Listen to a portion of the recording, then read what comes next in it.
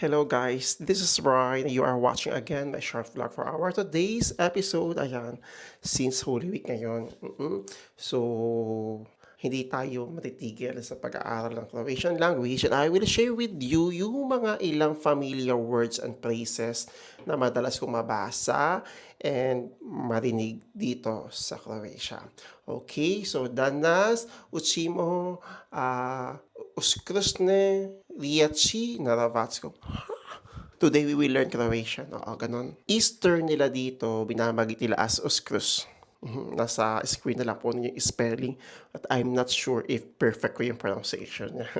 Okay, Easter, Uskrus. Holy Week, ayan, Veliki Tjedan.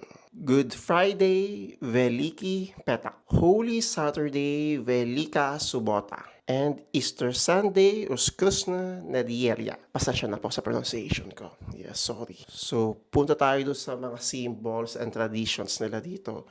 Usually talaga alam niyo naman sa atin yung mga eggs.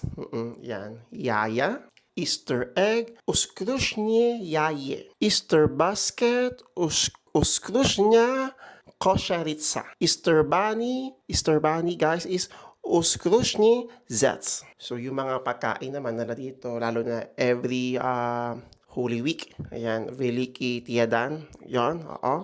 Napaka-important natin ng ham sa kanila. Shunka. Eggs, yaya, spring onions, mladi luk. Siyempre, ang cake, kolats. And sweet bread, ayan, pizza. At yung common phrases na ginagamit nila during Veliki Tjedan, yan, Sreta Noskrus, Happy Easter. Yun lang, I hope na nagkaroon kayo ng idea sa mga ilang phrases and words na madalas ninyong pwedeng ma-encounter once kayo ay nandito na sa Croatia. Again guys, I'm not perfect. Sabay-sabay tayo matuto ng mga ilang Croatian phrases, lalo na ngayong Holy Week po. So again guys, see you soon po dito sa Croatia. Yun lang. Ciao!